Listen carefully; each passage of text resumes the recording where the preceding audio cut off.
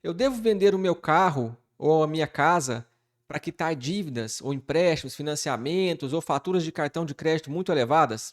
Isso eu vou responder para você nesse vídeo. Meu nome é Rafael Recidive, eu sou autor do livro O Poder da Clareza Financeira.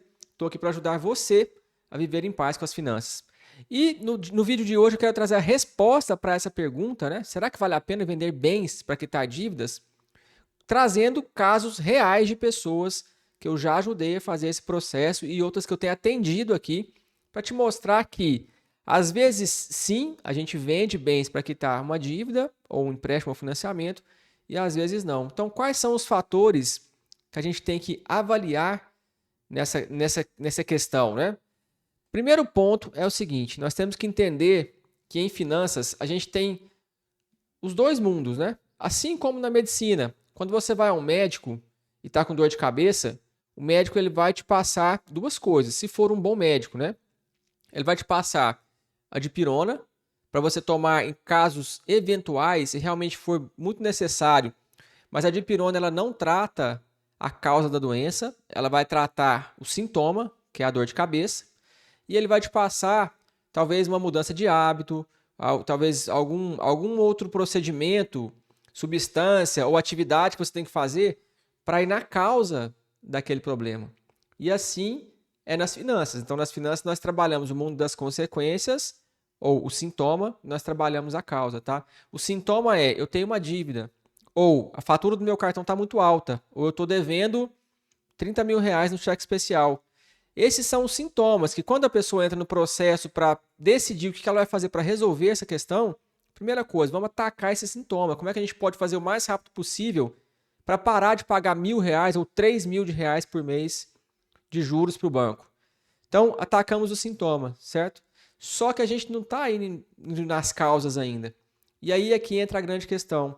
A pessoa, quando ela começa a entrar num problema financeiro, ou quando a fatura do cartão está muito alta, ela entra numa preocupação em relação às finanças, ela tende a tomar decisões muito rápidas, querendo resolver o problema e apavorada, e aí ela sai vendendo as coisas para quitar as dívidas ou para resolver essas questões, todos esses problemas. E aí é quando ela se vê sem o bem e com o problema, e com a dívida, tá? Ou também, o que muitas vezes a pessoa faz? Não pensa direito, não faz o processo de clareza financeira, não entendeu como é que está vivendo a vida e entra num problema e sai fazendo dívida. Vou pegar um consignado para pagar, vou pegar um empréstimo mais barato para pagar aquilo que é mais caro. Né? Sai tomando esse tipo de decisão, daqui a pouco está devendo a dívida que já tinha e está devendo o empréstimo ou aquilo que fez para resolver a dívida ou a pendência inicial. Então, considerando o que eu disse até agora, o que nós temos que pensar? Nós temos que pensar o seguinte, ó, que vender um carro ou uma casa, e aí eu já vou trazer um caso aqui de um casal de clientes que venderam um carro para resolver algumas pendências, entre elas uma fatura de cartão de crédito que estava muito alta, consumindo boa parte do orçamento, e quitaram também um cheque especial que estava fazendo eles pagarem mais de R$ 1.000 de juros por mês. Por que eles venderam um carro para resolver essas pendências? Porque, primeiro, não tinham dívidas muito acumuladas, ou seja, aquilo que eles pagavam de juros, eles estavam pagando mensalmente, mas não tinha virado uma bola de neve. O cartão de crédito, a fatura estava muito alta, mas eles ainda estavam pagando em dia. Naquele mês que venderam o carro, era o primeiro mês que eles chegaram nessa situação, não vamos conseguir pagar, então não tinha muitos juros acumulados ali. Outra coisa, eles já tinham outro carro que eles poderiam usar na família, então um carro ia fazer falta ali, mas não era essencial para o trabalho deles, né? Eles conseguiriam viver com um carro só. E um outro aspecto muitíssimo importante, nós fizemos um plano bem feito para o uso daquele dinheiro ser feito da forma correta. E uma vez que o cheque especial foi quitado e o cartão de crédito também, redução de limite de cartão, cancelamento do cheque especial, fundamental e importante. Fui gerente de banco, trabalhei no Banco do Brasil por 9 anos. E o que acontece no banco? O que o banco quer que você faça? Qualquer banco, tá? Ele quer que você use o cheque especial, depois você pega um empréstimo para pagar o cheque especial, E aí você usa o cheque especial de novo, depois pega outro empréstimo e assim vai até que você não consegue pagar mais. E aí você está com um problema enorme na mão e o banco não está nem aí para você. Então, o que você precisa de saber é que você só vai quitar uma dívida com cheque especial, cartão de crédito ou esse tipo de coisa, vendendo um bem, se você vende esse bem para quitar nessas condições que eu falei, isso ainda não virou uma bola de neve, e se você cancela esses produtos ou reduz ao máximo o limite, até que você aprenda a lidar bem com as suas finanças e aí você decide se quer ter isso de novo. Cheque especial, na verdade, só serve para atrapalhar a vida da pessoa, né? O cartão de crédito já pode ser usado como uma ferramenta de consumo e tem benefícios. Você ganha um prazo, você pode pontuar, você pode viajar com os pontos e várias outras coisas. Mas se você não conseguiu dominar isso ainda, a melhor alternativa agora é quitar e cancelar. E aí você pode vender esse bem para fazer isso. Só que tem um detalhe importante. Vender um bem para fazer isso é o que eu falei, você vai atacar um sintoma, é a dipirona para dor de cabeça. Mas você não vai resolver a causa. Então, você precisa de entrar, ao mesmo tempo em que você resolve o problema atacando o sintoma, você precisa de fazer um trabalho de educação financeira, de entender por que é que nós criamos essa situação. Quais foram os padrões mentais e de comportamento que nos levaram até essa situação difícil, né? Será que nós aqui no nosso casamento estamos evitando falar de dinheiro? Será que a gente está consumindo porque estamos ansiosos, preocupados, queremos fugir de algo por meio do consumo, achando que isso vai trazer a solução para algum problema? Ou nós sabemos que não vai ter solução dessa forma, mas nós não estamos dando conta de fazer diferente? Então, quando você começa a fazer esse tipo de questionamento e a entrar num processo de educação financeira, de fazer não só essas reflexões, mas de planejar a sua vida, aí sim você começa a mudar o jogo, porque ataquei um sintoma, tirei a dor e agora eu estou resolvendo a causa. Porque se você não fizer isso, você vai solucionar o sintoma, vai tirar a dor, mas daqui a pouco você cria ela de novo com os mesmos padrões de pensamento, com os mesmos padrões de comportamento e ali você vai ficando uma situação cada vez mais difícil, né? Sabendo que quando você vende um carro para quitar uma dívida, talvez você possa comprar outro daqui a pouco.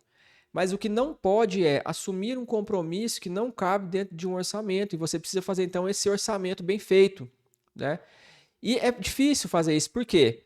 Porque tem um tal do padrão de vida. Muito fácil acostumar com uma vida boa, acostumar com uma vida realmente, né, com coisa boa. Os meus clientes mais comuns já ganham 30, 50, 100 mil reais por mês. E estão acostumados com esse padrão de vida. Você falar para essa pessoa que ela tem que desfazer de um carro, por exemplo, é muito difícil, porque ela está acostumada com aquilo, é confortável, é gostoso, mas para resolver um problema, muitas vezes a gente precisa de fazer aquilo que a gente não está acostumado, né? E aí é que entra os gurus da internet para te vender coisas fáceis e milagrosas e você sai comprando curso de 5 mil reais e aí você se vê na mesmice daqui a pouco. Por quê?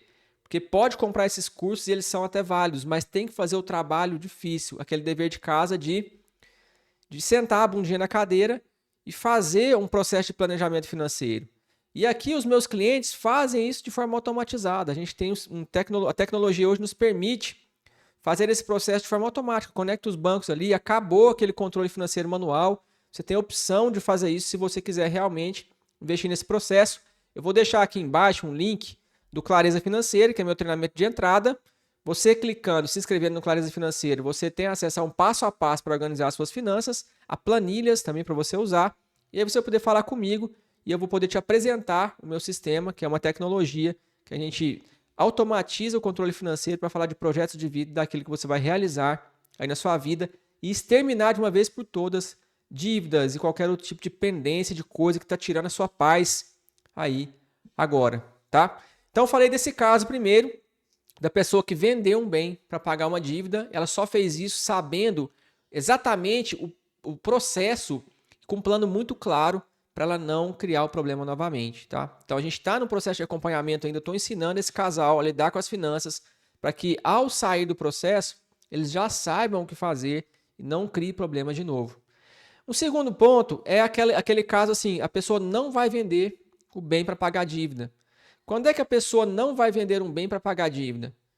Quando a dívida, por exemplo, já virou uma bola de neve, já está negativado, já não está pagando, já tem um monte de juros acumulados, já virou um problema muito sério aquilo ali. E nesse caso, que ela não vai vender o bem para pagar a dívida, é porque também ela tem uma renda que permite a criação de um orçamento bem feito, e dentro desse orçamento tem um dinheiro que a gente chama de reserva ou de caixinha das dívidas, que é aquele dinheiro que eu guardo todo mês para daqui a pouco, ao juntar um valor X ali, eu falo, banco, agora eu já tenho um tanto para te pagar, você aceita? Né? Você não negocia com o banco, deixando o banco negociar com você. É você que faz a proposta, é você que faz as contas, é você que decide quanto você vai pagar, não é o banco que decide. Tá? É evidente que quando você tem uma dívida e você deixa de pagar, você vai incorrer em alguns riscos aí. Né? Cobranças, isso é natural e automático. Tá? Ameaças, também natural e automático, embora ameaça muitas vezes não significa nada, só significa que o cara está querendo te colocar medo mesmo, para ver se você apavora e sai fazendo besteira aí para pagar aquilo o mais rápido possível. Mas você também pode ser executado, pode existir um processo judicial contra você, várias coisas estão envolvidas num processo de quitação de dívida dessa forma. Não vou pagar para depois eu negociar esse débito lá na frente, tá? Mas isso ocorre normalmente com dívidas muito elevadas, dívidas muito pequenas, é muito difícil o banco te querer executar porque é caro mexer com cobrança e o banco não perde dinheiro de qualquer forma, então muitas vezes ele não vai fazer esse processo de execução. Então se liga nisso, tá?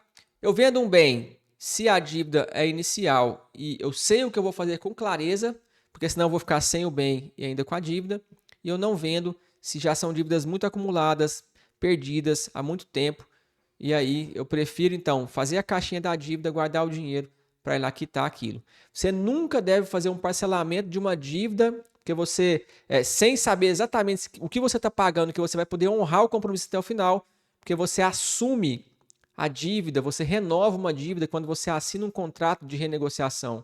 Uma dívida que às vezes tem 3, 4 anos, você assina o contrato. Eu assumo que eu tenho e eu vou começar a pagar agora. É como se ela nascesse hoje de novo na sua vida. Você acaba, se você não dá conta de pagar, quebra o acordo, você acaba postergando isso, levando isso muito para frente. E isso pode atrapalhar muito a sua vida, tá bom? Considerando tudo que eu te falei aqui, talvez você já tenha um pouco mais de clareza em relação a isso. De qualquer forma, nunca saia tomando decisões precipitadas sem que você pense e analise bem as questões psicológicas e financeiras e matemáticas desse processo.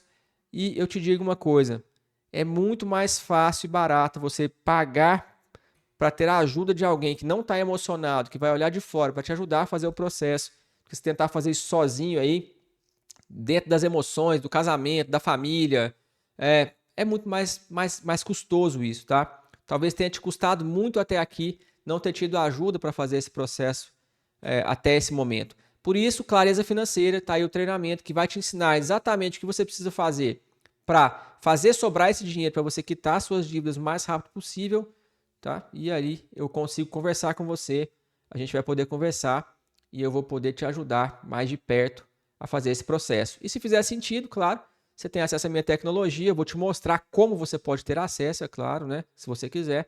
E a gente vai pegar na sua mão e vamos junto, rumo à vitória, né?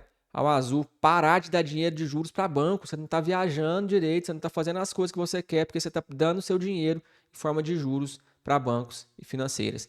Bora prosperar, estou junto com você. Compartilha esse vídeo com aquela pessoa que você sabe que precisa ouvir isso daqui, tá? Se não se inscreveu no canal ainda, já faz a sua inscrição.